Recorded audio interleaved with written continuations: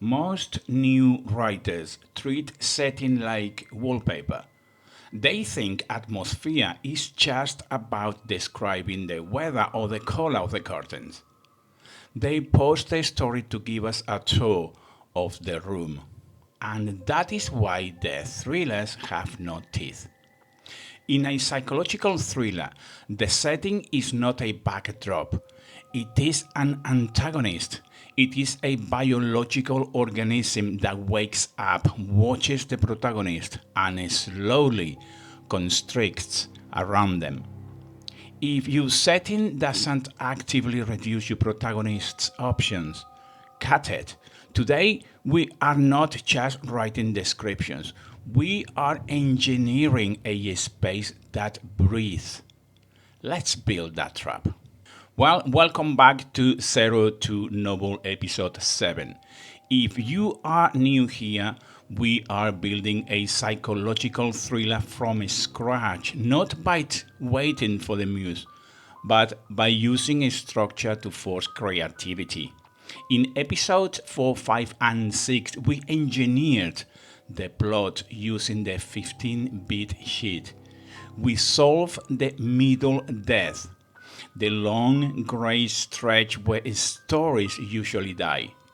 But a plot requires a stage. And in this genre, the stage must be hostile. Today, we are talking about atmosphere. But I want to be very clear on something. I am not talking about purple prose. I am not talking about using 20 adjectives to describe a sunset. I don't care about the sunset unless that sunset is blinding the hero while someone approaches with a knife. We are going to cover 3 things today. First, the setting as an antagonist. How to make the environment attack the character's psychology. Number 2, the sensory bridge. Moving beyond sight to the senses that trigger primal fear. And number 3, the atmospheric pressure system. How to transition a location from safe to suffocating over the course of the novel. A structure doesn't kill creativity. A structure protects it. And nowhere is that more true than when you are deciding where the bodies are buried. Let's start with a hard truth. Your reader does not care what the room looks like. They care what the room feels like to the person trapped inside it. You get it? In a romance novel, a setting might reflect the character's expansion, open fields, bright cities, possibilities. In a psychological thriller, the setting must mirror the character's internal collapse. It creates a feedback loop. The protagonist is paranoid.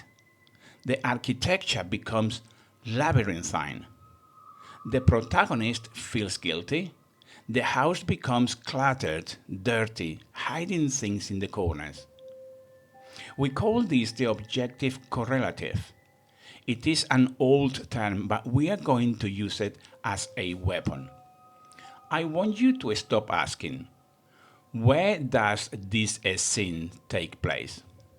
And perhaps start asking, where is the worst possible place for this conversation to happen? If your characters are having an argument about a secret, don't put them in a coffee shop. That's too easy.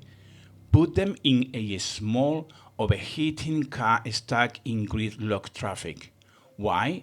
Because they cannot live. The physical space forces the psychological confrontation. It is a trap. It tightens. When you design your setting, you need to look for constraint points. Let me show you a few of those. Physical constraints, locked doors, storms, geographic isolation, broken lifts.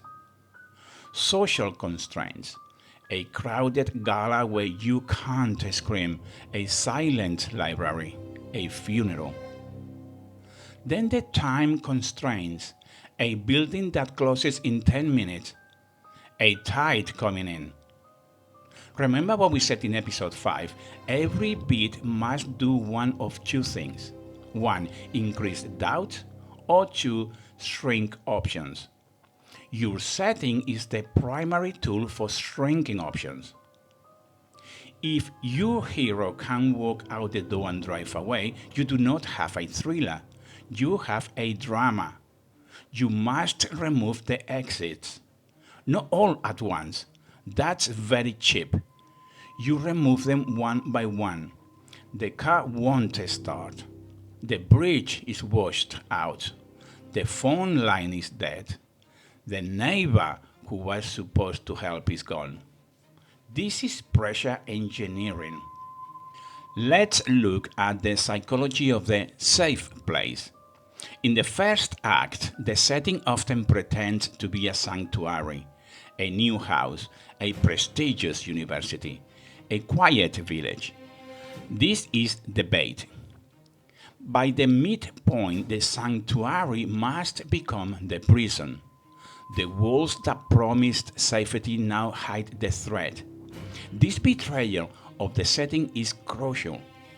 If the house was scary from page 1, the reader gets bored.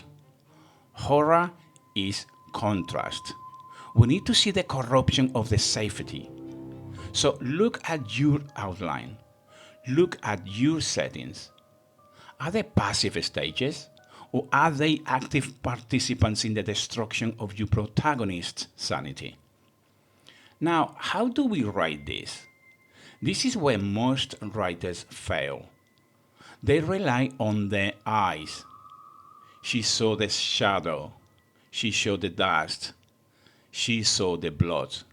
The problem with this side is that it is an intellectual sense. We process visual information rationally. We identify, we categorize, we dismiss. If you want to bypass the reader's logic and grab them by the nervous system, you need to use the sensory bridge. You need the senses that are wired into the reptile brain: smell, sound, and touch. Let's break this down for a second. First is the smell. Smell is the only sense that bypasses the thalamus and goes straight to the amygdala, the fear center. It is immediate and it is emotional. Don't tell me the basement is old. Tell me it smells of wet wool and copper. Copper implies blood. Wet wool implies dampness, rot, neglect. If you are writing a dark academia setting, don't just describe the books. Describe the smell of lignin breaking down. That vanilla and almond scent of dyeing paper. But mix it with something wrong.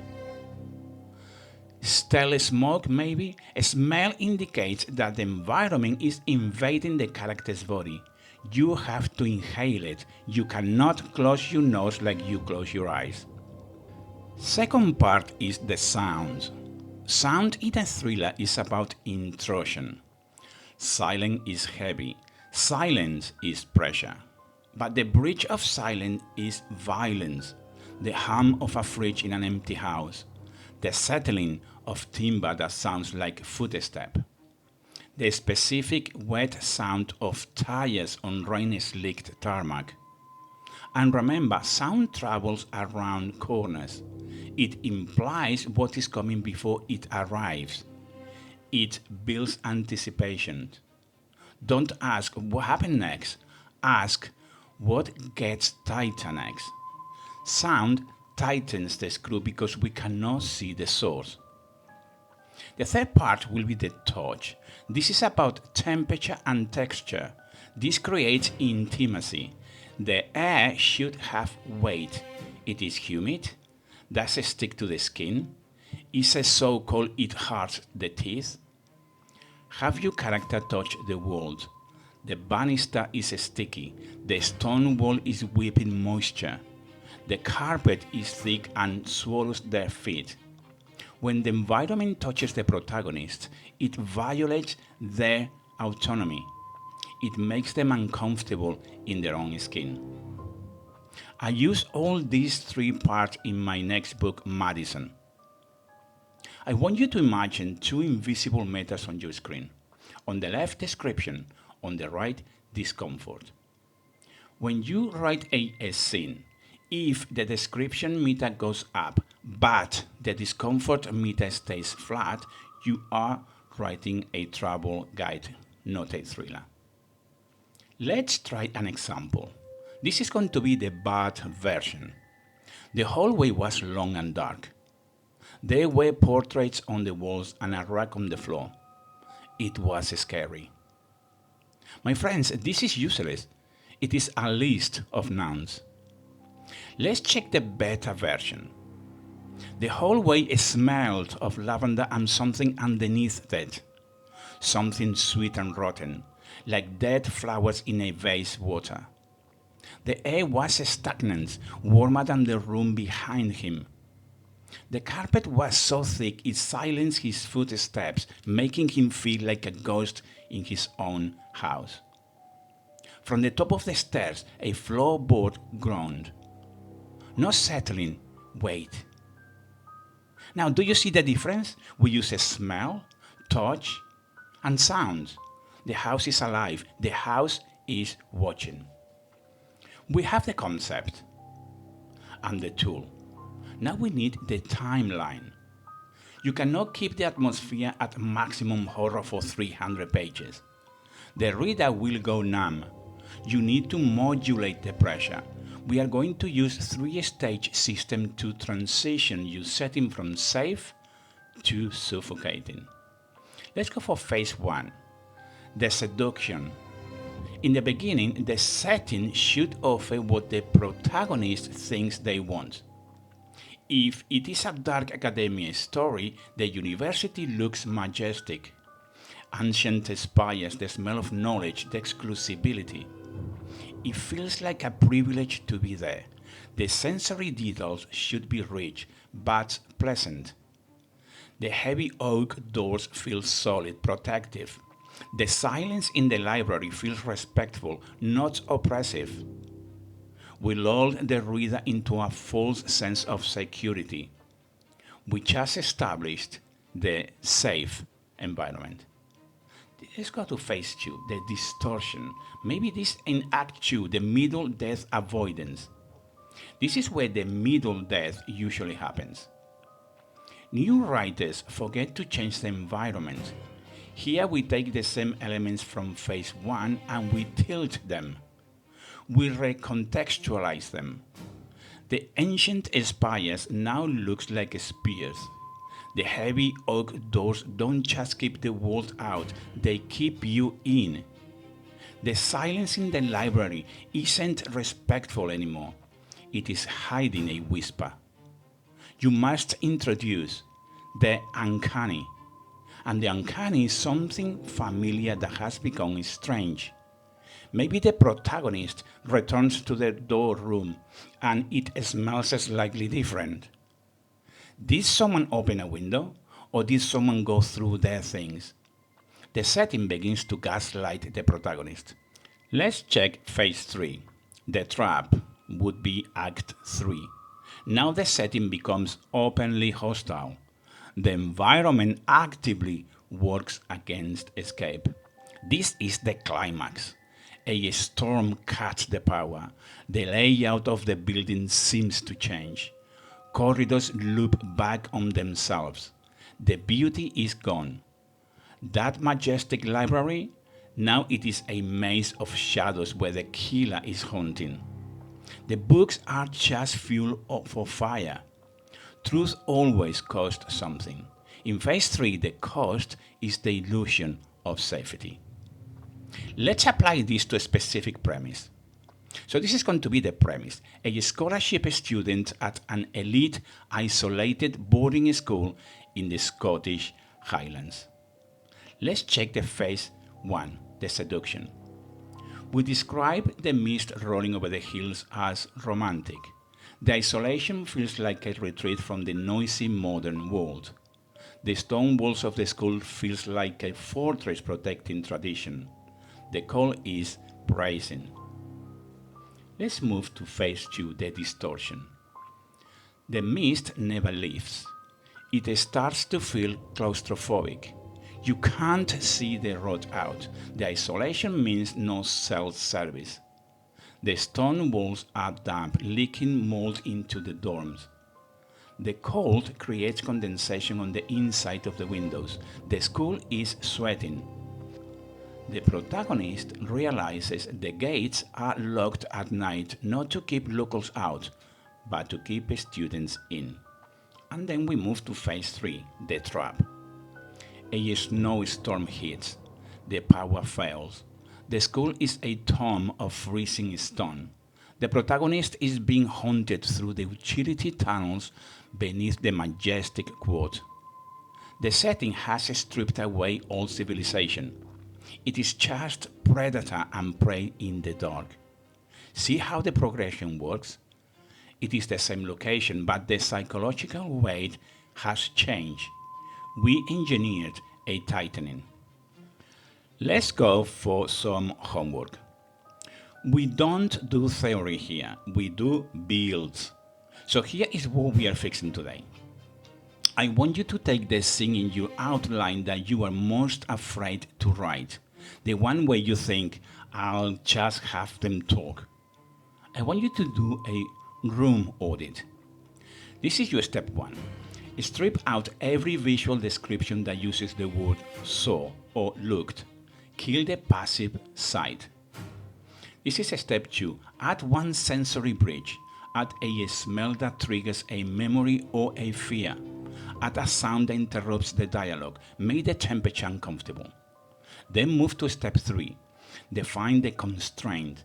Why can't they leave? Identify the physical or social lock on the door. Then step 4. If you are past the midpoint, tilt the setting. Take something that was beautiful in chapter 1 and make it ugly. Make the flowers wilt. Make the paint peel. Show the decay. Post your sensory bridge sentence in the comments below. I want to see how you are making your readers uncomfortable. Not disgusting, uncomfortable. There is a difference. So let me give you a bit of a conclusion in here about this episode today. Atmosphere isn't fairy dust you sprinkle on a finished plot to make it pretty. Atmosphere is the pressure chamber that forces your character to crack, and when they crack, we get the truth. If your setting is alive, your writer's block will vanish, because you are not trying to invent action in a vacuum. You are simply reacting to the trap you built.